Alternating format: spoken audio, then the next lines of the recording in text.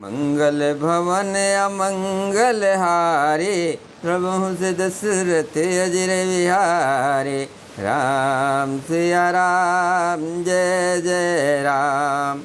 श्री रामचरितमानस बालकांड दोहा number 95 से अर्थ सहित पढ़कर सुना रहे हैं। वीडियो अच्छा लगे तो चैनल को सब्सक्राइब करें, लाइक करें, कमेंट में जय श्री राम लिखें। शिव जी की विचित्र बारात और बारात की तैयारी।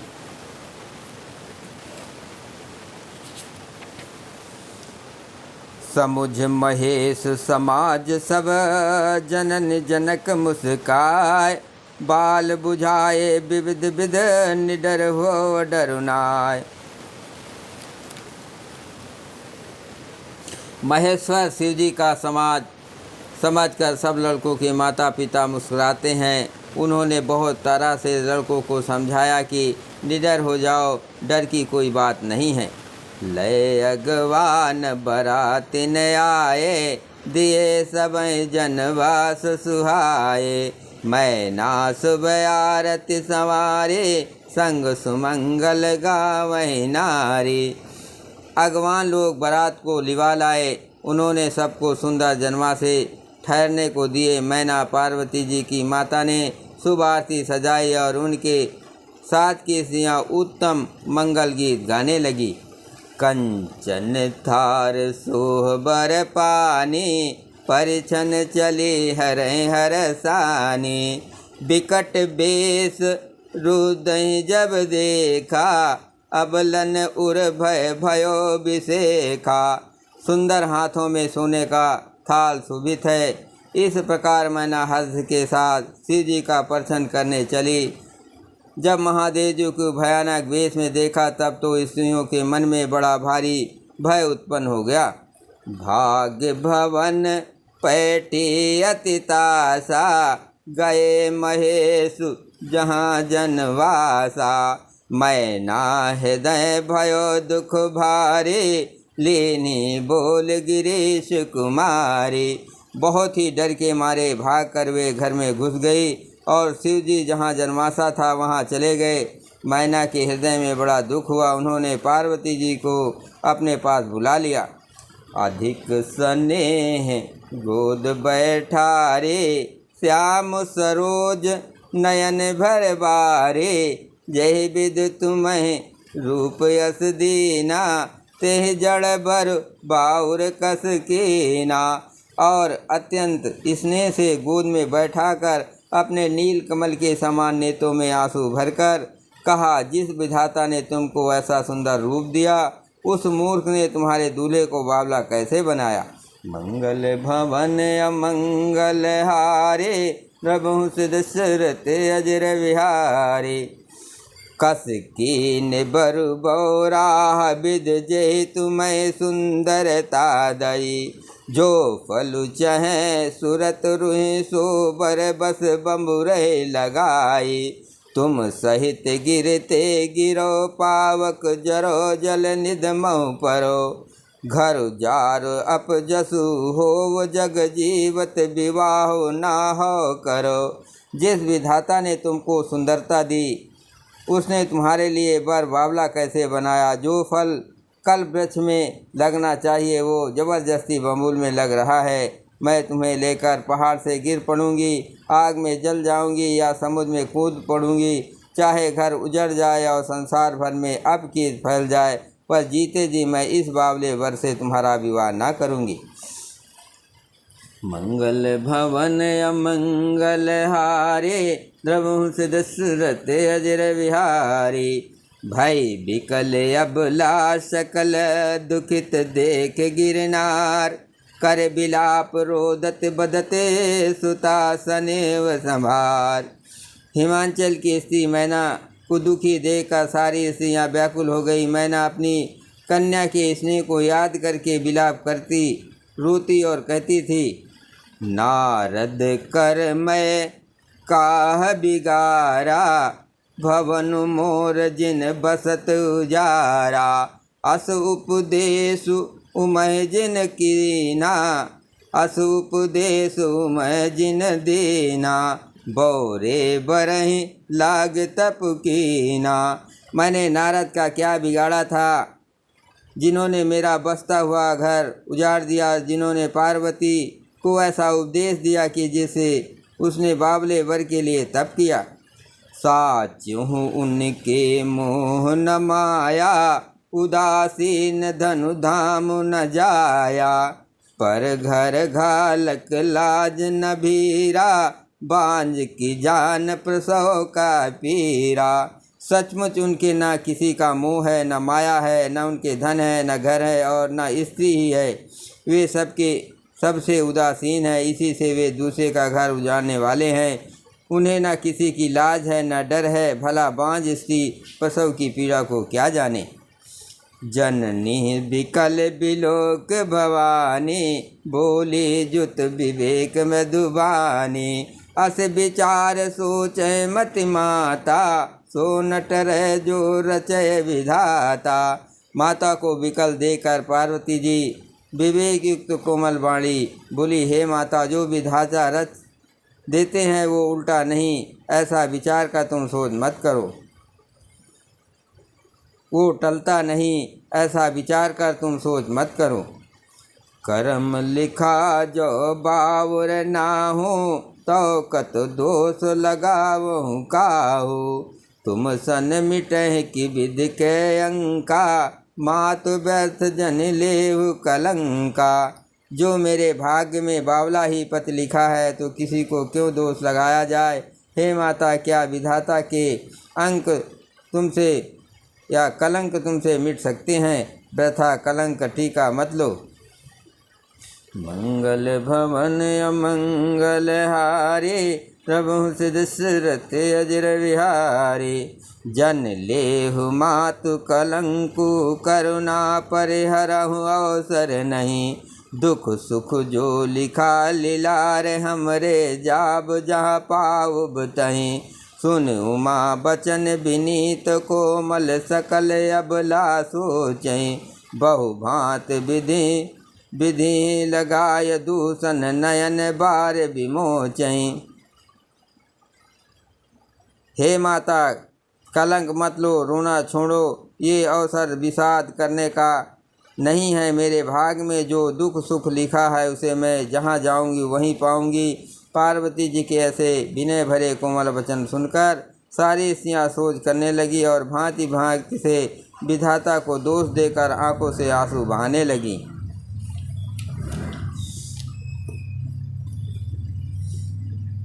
मंगल भवन अमंगल हारे, प्रभु सिद्ध सुरत अजर विहारे। तेहि अवसर नारद सहित, अरु ऋष सप्त समेत। समाचार सुन तूई ना गिरे, गौने तुरत निकेत। इस समाचार को सुनते ही हिमांचल उसी समय नारद जी और सप्त ऋषियों को साथ लेकर अपने घर गए। तब नारद सब ही समझावा, पूरब कथा प्रसंग सुनावा। मैं ना सत्य सुनो मम बानी, जगदम्बा तो सुता भवानी। तब नारद जी ने पूर्व जन्म की कथा सुनाकर सबको समझाया और कहा कि हे मैना, तुम मेरी सच्ची बात सुनो। तुम्हारी ये लड़की साक्षात जगजननी भवानी है। अजाय अनाद शक्ति अविनाशनी, सदा शंभु अरभंग निवासनी। जग संभव पालन लय कारिणी, निज इच्छा लीला बपुधारणी। ये अजन्मा अनादि और अविनाशी शक्ति है, सदा शिव जी के अर्धांग में रहती है। ये जगत की उत्पत्ति पालन और संहार करने वाली हैं और अपनी इच्छा से ही लीला शरीर धारण करती हैं। जन्मी प्रथम दाच गह जाई, नाम सती सुंदर तनु पाई। तहु सती शंकर ही विवाही, कथा प्रसिद्ध सकल जग माही। पहले ये दक्ष के घर जाकर जन्मी थी, तब इनका सती नाम था। बहुत सुंदर शरीर पाया था। वहाँ भी सती शंकर जी से ही ब्याही गई थी। ये कथा सारे जगत में प्रसिद्ध है। एक बार आवत शिव संगा, देखो रघुकुल कमल पतंगा। भयो मोह शिव कहा न कीना, ब्रह्म बस बेश सिय कर लेना। एक बार इन्होंने शिव जी के साथ आते हुए राह में रकुल रूपी कमल के सूर श्री रामचंद्र जी को देखा। तब इन्हें मोह हो गया और इन्होंने शिव जी का कहना न मानकर ब्रह्मवश सीता जी का वेश धारण कर लिया। मंगल भवन अमंगल हारे प्रभु दशरथ अजर विहारी। सिय बेश सती जो कीन तेहि अपराध शंकर परिहरे। हर बिरह जाय बहोर पितु के यज्ञ जो गानल जरी।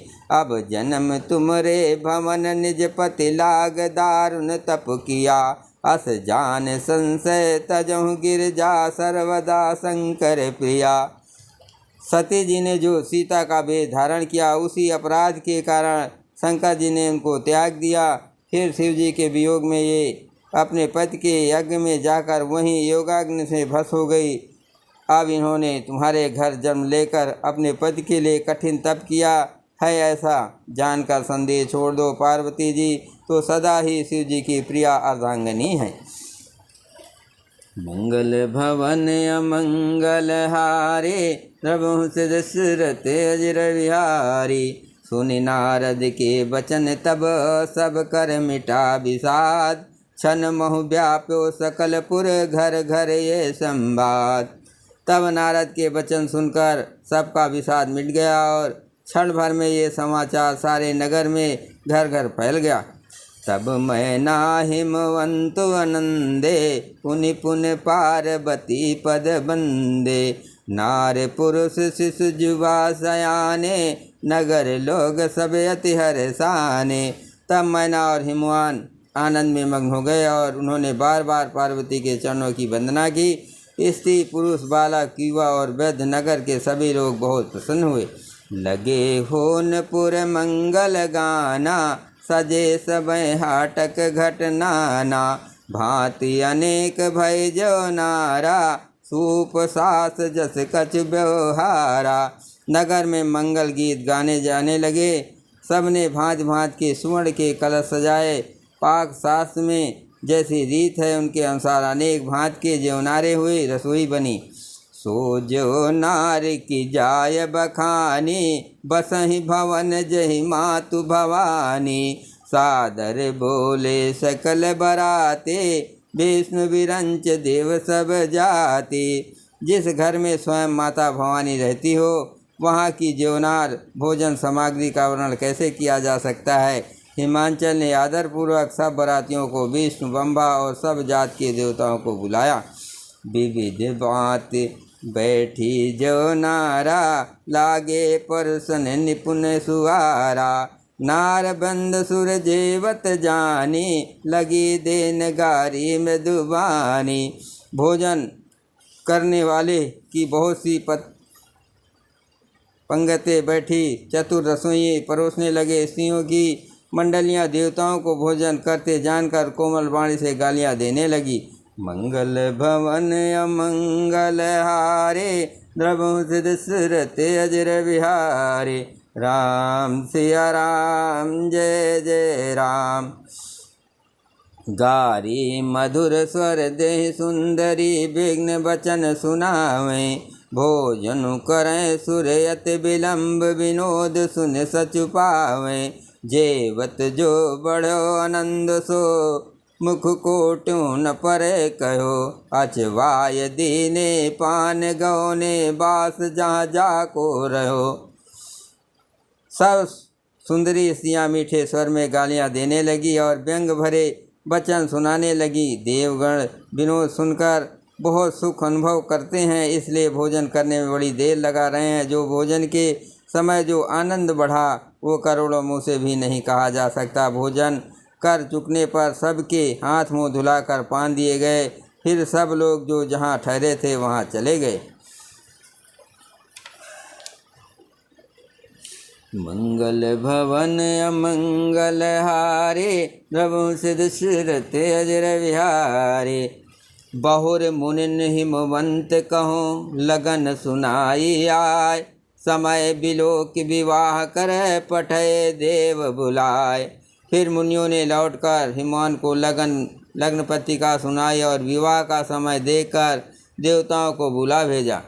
बोली सकल सुर सादर लीने, सबहि यथोचित आसन दीने। बोली सकल सुर सादर लीने, सबहि यथोचित आसन दीने। वेदी वेद विधान संवारे, सुभग सुमंगल गावहि नारी। सब देवताओं को आदर सहित बुलवा लिया और सबको यथा योग आसन दिए। वेद की रीत से वेदी सजाई गई और स्त्रियाँ सुंदर शेष मंगल गीत गाने लगी। सिंहासन अति दिव्य सुहावा, जाय न बरन बिरंच बनावा। बैठे शिव विप्रन सिरुनाये, हृदय सुमिर निज प्रभु रघुराई। वेदिका पर एक अत्यंत सुंदर दिव्य सिंहासन था, जिसकी सुंदरता का वर्णन नहीं किया जा सकता क्योंकि वो स्वयं ब्रह्मा जी का बनाया हुआ था। ब्राह्मणों को सिर नवाकर और हृदय में अपने स्वामी श्री रघुनाथ जी का स्मरण करके शिव जी उस सिंहासन पर बैठ गए। बहुर मुनीश ने उमा बुलाए, कर श्रृंगार सखी लय आए।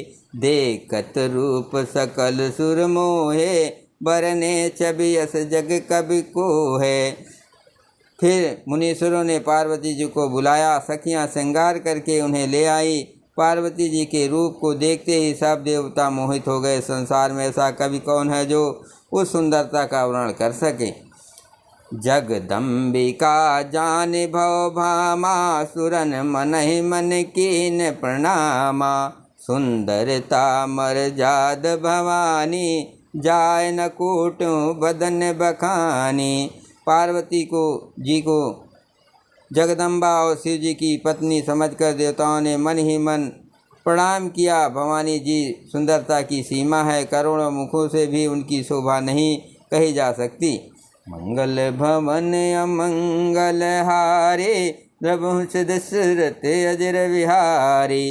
कोट्यों बदन नहीं बने, बरनत जग जनन शोभा महा। सकुचहि कहत सुत शेष, सारद मंद मत तुलसी का। छवि खान मातु भवानी, गौनी मंद मंडप शिव जहाँ। अवलोक सकै न सकचुपति, पद कमल मनु मधुकर तहाँ। जगजननी पार्वती जी की महान शोभा का वर्णन करोड़ों मुखों से भी करते नहीं बनता। वेद शेष जी और सरस्वती जी तक उसे कहते हुए सकुचा जाते हैं, तब मंदबुद्धि तुलसी किस गिनती में है। सुंदरता और शोभा की खान माता भवानी मंडप के बीच में जहाँ शिव जी थे वहाँ गई। वे संकोच के मारे पति शिव जी के चरण कमलों को देख नहीं सकती, परंतु उनका मन रूपी भौरा तो वहीं रसपान कर रहा था। मंगल भवन अमंगल हारे, द्रवहुंस दशरथ अजर विहारी। मुनि अनुशासन गणपतये, पूजो शंभु भवान। को सुन संशय करे जने, सुर अनाद जिय जान। मुनियों की आज्ञा से शिव जी और पार्वती जी ने गणेश जी का पूजन किया। मन में देवताओं को अनादि समझकर कोई इस बात को सुनकर शंका न करे कि गणेश जी तो शिव पार्वती के संतान हैं, अभी विवाह से पूर्व ही वे कहाँ से आ गए। बोलो सियावर रामचंद्र की जय, पवन सुत हनुमान की जय, शिव पार्वती की जय, हर हर महादेव की जय।